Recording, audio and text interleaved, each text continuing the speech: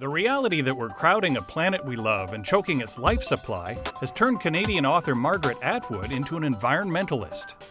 Her novel, The Year of the Flood, tells the story of God's gardeners, survivors of a biological catastrophe.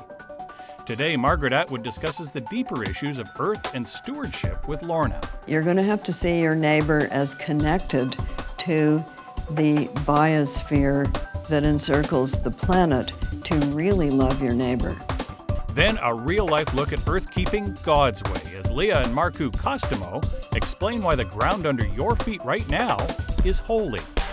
This is Context, a look at life beyond the headlines.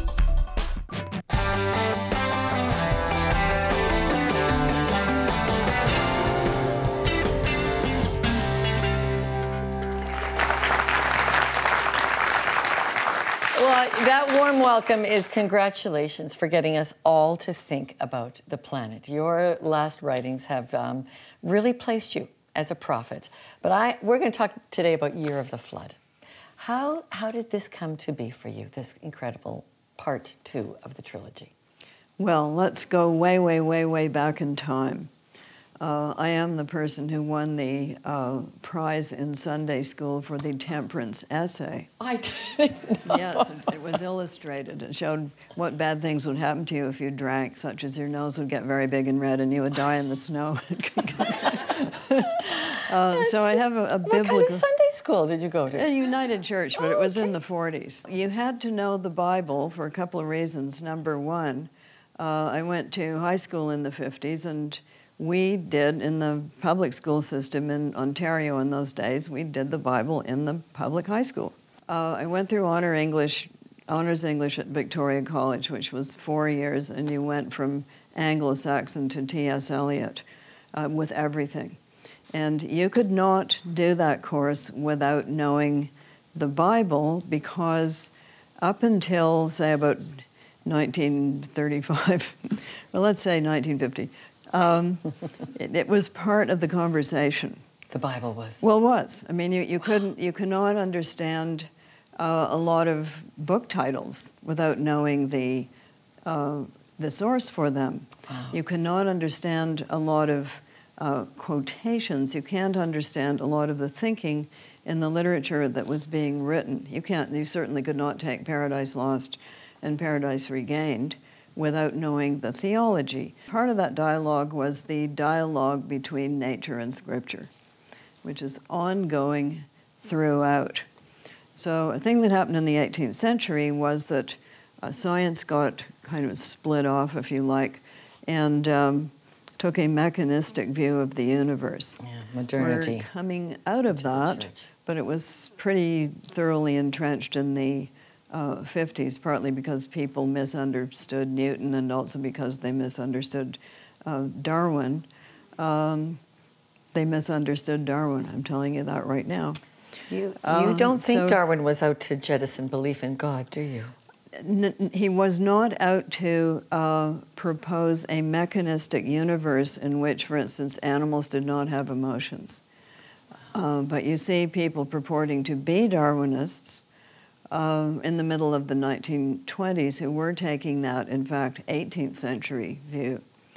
However, if you go back into Christianity, if you go back into the roots of Christianity, if you look at the medieval churches, you will see in the medieval church a whole visual picture of the universe. But you actually really challenge religion and science to come together in this book. Why? Well, let us take the whole view. So the whole view is that our planet is our life support system. The biosphere is our life support system.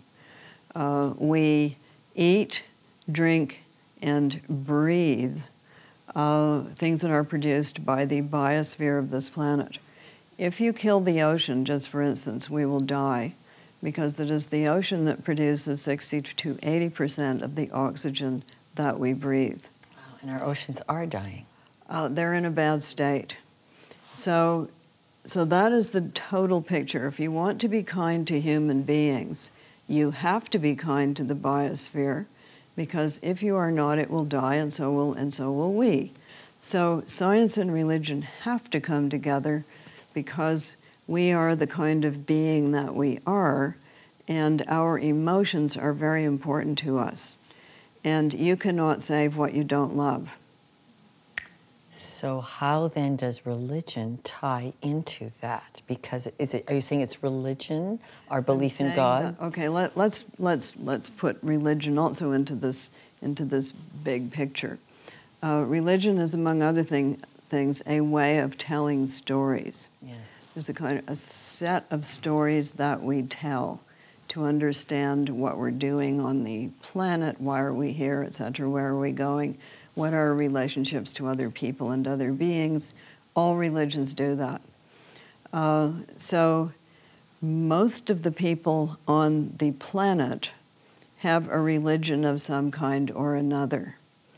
And when I say religion, I don't always mean a set theology or something that might be familiar to us as a religion. I mean something that they believe in that's bigger than them.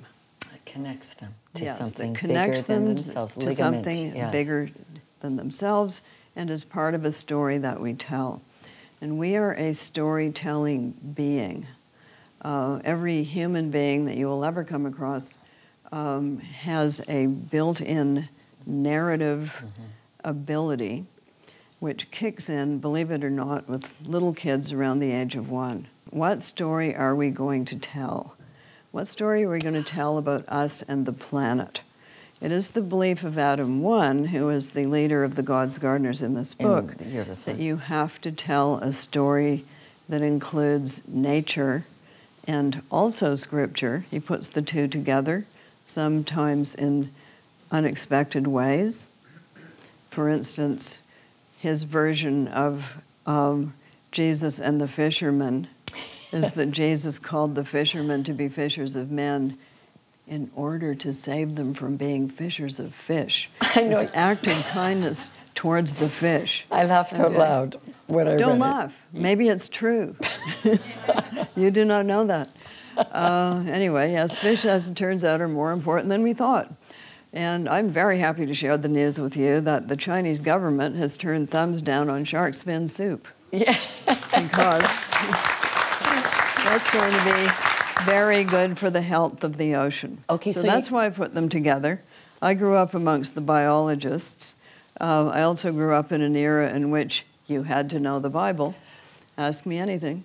Therefore, I'm able to put them together in a way that works better for the planet than some of the other ways of putting them together. Okay, we're going to be back with more questions for you. We're going to actually meet real-life God's gardeners. But I always tell the truth. They exist. They do exist. They do exist. Okay, and our audience wants to join the conversation. So Sheldon, over to you. What have you got? Thank you so much, Lauren. And right here, I actually have someone here with an audience question. You're talking about narrative, and myself as a teacher, I'm finding that that ability seems to be decreasing amongst youth, especially with this propensity of media and social media, and something that could be used so well to tell narratives is often being used to shorten them. And do you have any advice on how young people, our students here and others, might re-engage in that narrative of caring for our environment through social media and through your interaction that way? When we were in high school in the 50s, and if we were young writers, you know, the two of us that were, sorry, but it wasn't good. You know, we weren't taught to write, and we weren't taught to write fiction and poetry in school. We were taught to write essays. But if we, for instance, had been working on a steamy vampire novel in our spare time, we would not have been able to publish it anywhere because our choice was the high school yearbook. Now, on the other hand, you can go on a social story-sharing site such as Wattpad. You can be a young writer. Doesn't cost anything. You don't need a credit card. So you can post comments, and most of the comments are pretty friendly. They are, I can hardly wait for the next chapter and things like that. And it's very encouraging to kids writing. So you may think that all you're seeing is, you know, texting and Facebook and stuff like that.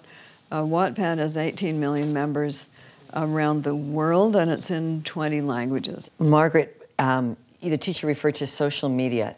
14,000 tweets you've written. You're not a stranger. But they're at all. very short. I know. I've only done 1,000. I know, but social media is not all bad, I think, is what your story tells. I'll tweet your show, too. You just tell me when it's up, I'll stick it out there. All right, okay, and we're going to be back with you, but first now to a man who's got quite a bit in common with you, Margaret Atwood. You write the amazing books, he reads them, Sheldon Neal. Oh, that's right, Lauren. I have the paper cuts to prove it, if you might ask. But my question to you at home, our poll question is very simple. We want to know what you have to think. Is some sort of worldwide environmental catastrophe inevitable? One more time, is some sort of worldwide environmental catastrophe inevitable? We want to hear from you. Your conversation and reflection pieces is going to help drive this forward. Please get in contact with us. Twitter, Facebook, give us a call. We can't wait to read it. Okay, we're going to be back talking about environmental catastrophe with Margaret Atwood. Scary stuff. Stay tuned.